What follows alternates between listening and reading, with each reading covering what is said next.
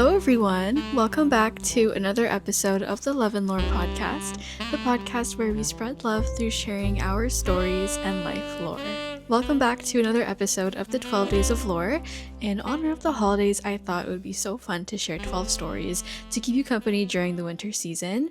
Whether or not you celebrate the holidays, I hope this series helps you and that you take something meaningful away from each episode. This episode will also be on video, so if you want to see me talk in real life, you can check out the YouTube channel. I've been loving all the on-camera episodes lately. They've been so much fun to do. And yeah, in this episode, as you know from the title, we're going to be talking about body image in the wintertime. Body image is usually very relevant during the summer months and rarely talked about during the winter time.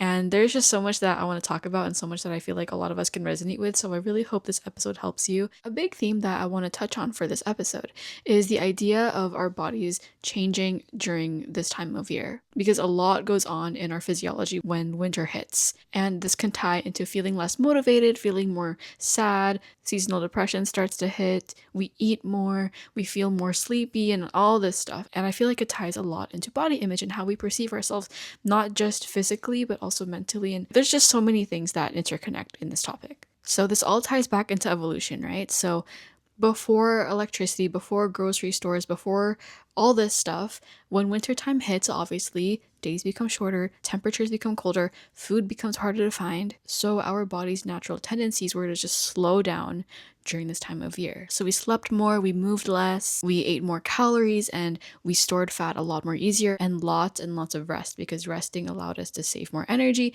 and so we can survive the wintertime. And these patterns are still with us today, right? So when winter hits, we eat more, we snack more, we rest more. Our bodies are naturally wired to think, let's stock up for the winter, let's rest more, let's preserve our energy so we can survive the winter. So it's literally a survival instinct. So that is the evolutionary side of things. But moving on to a more, scientific side, our bodies produce less serotonin when there's less sunlight. So naturally, our bodies will try to find it from elsewhere. And during the wintertime, a lot of it happens to be through food and eating. And especially when it's so readily available and it's so easy to just snack and be cozy and snack, eating definitely does become a big source of satisfaction. And I can definitely see this pattern in my life right now. Like, it's wintertime has been pretty difficult, I will say, for the past few years, because I get hungrier so much more. I feel like I'm eating so much more, and it makes me feel guilty. It makes me feel ugly. It makes me feel lazy. And on top of that, I feel less motivated to go to the gym. I feel less motivated to do anything, period. I feel less motivated to go on walks. It's gloomy outside. It's depressing. Like, this whole combination of everything just makes it so hard to do stuff. And then that makes you feel even sadder. And then you eat more because you're so sad. And it's just a whole cycle, right? And on top of that, it is really hard because this is a time of gathering, a time for parties and dinners and potlucks and Christmas treats and gingerbread houses and stuff like that, right? There's a lot of food and a lot of social things that go around this time of year. And I will admit, I do get really insecure on this time, and I do compare myself so much to people during this time, especially when I go out to dinners. I don't really like to wear super tight clothes and dresses and all these things that I know will make me feel self-conscious when I go to a dinner.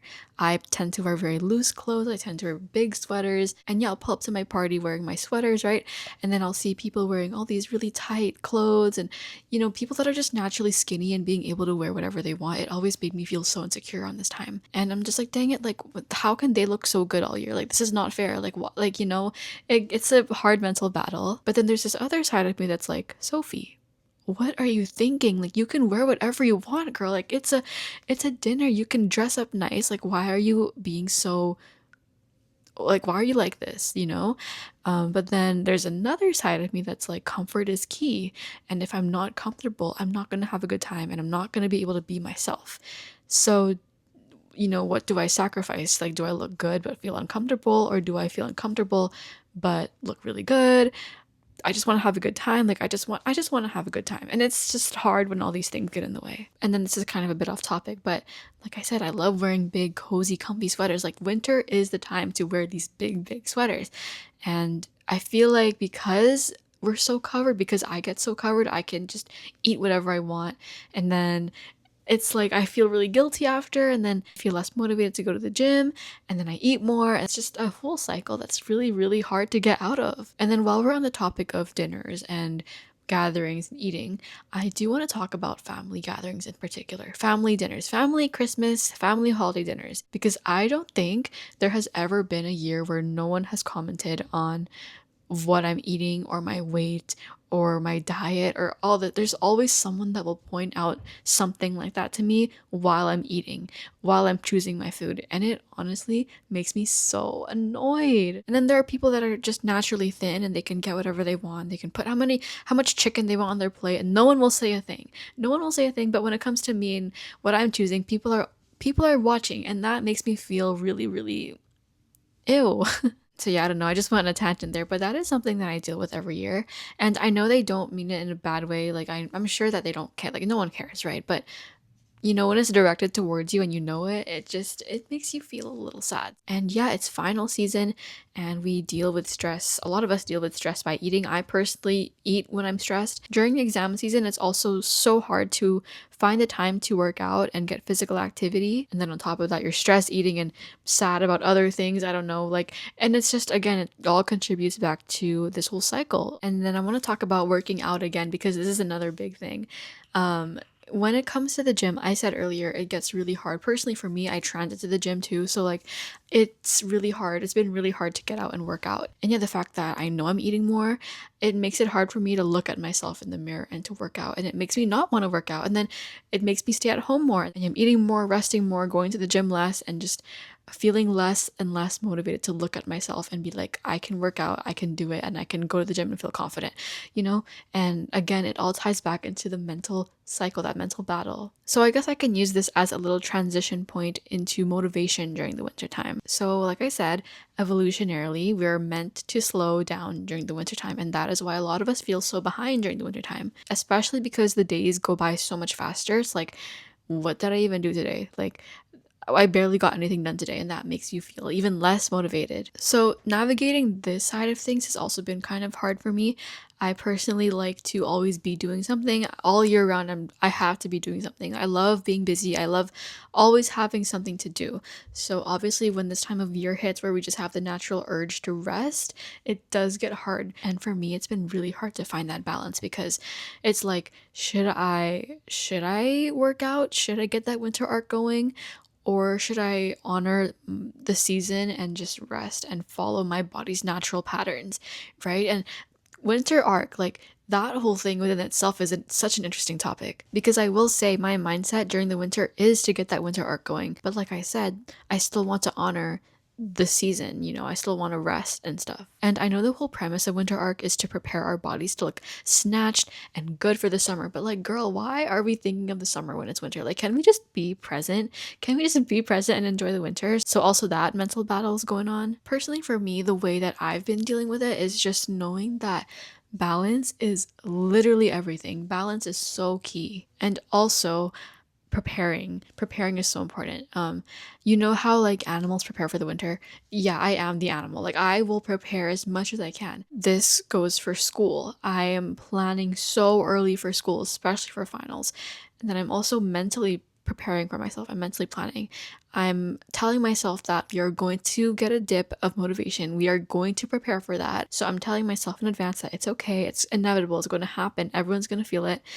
It's okay. And also decorating my room. I decorated this back in the beginning of November and just priming my brain into entering this new season. And yeah, the beauty of planning early is that you give yourself a lot more mental space to think about things that you want to prioritize in your life, right? So your eating habits, your gym habits, your goals, your social life, family time.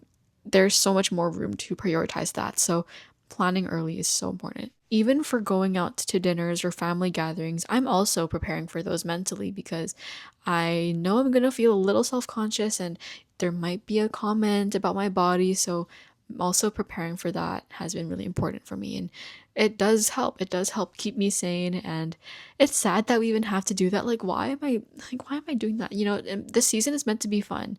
But yeah, it does help. And then other ways that I find motivation is seeing other people going out there doing their thing and being on their winter grind. Like I said, finding that balance between resting and getting that winter arc going it's hard, but it all just comes down to your personal goals, right? So like I said, I'm a very much like I need to be doing something kind of person. So personally for me, I do like to get something going. I do like to be active and getting stuff done during the winter time. So I do see motivation in seeing other people do things. So seeing other people embody that lifestyle helps me. And also aligning myself with the season, right? Like decorating my room, wearing cute winter clothes and wearing thick jackets and scarves and doing fun holiday things. It keeps you aligned with the season, and that's so important. Staying present, right? So we're gonna shift gears a bit and dive into some reflection and self-compassion and all that stuff, just to end things on a brighter note. So definitely, oh my gosh, loving yourself is not just something for the summer and embracing your skin because it's out all the time. It's an all year thing, right? I think it all starts off with knowing why our bodies do this during the winter time, right? Like, why do I gain weight during winter? Why do I feel less motivated? Because knowing that can help you find patterns to adapt to it and to really help yourself during it. And through that knowledge, you can find ways to help yourself, and helping yourself is a form of self-love, right? So yeah, I would say definitely educating yourself and understanding why our bodies do this in the first place. Like, I think it's so beautiful that this sounds really cheesy. I think it's so beautiful that our bodies do this as a survival instinct. Like, that's really, really cool. And honoring these things is such a good, healthy practice to have in life. And then just embracing your body, right? Embracing your body no matter what season it is. I know a lot of people preach confidence and self-love a lot during the summer, and not a lot of people talk about it during the winter. So you got to love yourself and embrace your body all year. I personally love wearing big comfy sweaters. I love wearing knitted sweaters. I love wearing pajamas. I love wearing earmuffs and all the winter things, fuzzy socks, all that stuff. And yeah, if it makes you confident, wear it. Just like in the summer, whatever makes you feel confident, you wear it. Another way I like to be kind and show up for myself is sticking to my goals. A good example of this is with eating, right? And going to the gym. I'm very health conscious of what I put in my body, and I have very strong, very established goals for myself when it comes to my health and personal fitness, right? And sticking to those goals and following through with it gives me this sense of control and empowerment that the changing seasons will never have over me, or people's comments will never have over me. So yeah, all year round, I love to stick to my goals. Another thing for kindness, not just to yourself but to others, is complimenting other people. We definitely compliment more people in the summertime for obvious reasons, right? But I think this time of year is so important for that too, because a lot of people are struggling with their body image and what they eat and all that stuff. It never hurts to tell someone they look good no matter what time of year. So yeah. Okay, my closing question is, what habits actually make you feel good in your body? So I guess this kind of ties back to the other prompt, but yeah, sticking to my goals. I kind of touched on this. Having my goals makes me feel in control and not letting anything else take that over me. Going to the gym, regardless of how much I don't want to, no matter how ugly I feel, I will go and I will show up for myself. And if you can't go to the gym or don't know what to do, just go on a walk. Go on a walk, move your body, do whatever it takes to just get out there, breathe, and move your body. Lastly, affirmations. This requires no going outside. You don't need to change clothes, do anything. Just get a piece of paper, get a pencil, and write some affirmations. They are so important, especially during this time of year when we can be really insecure.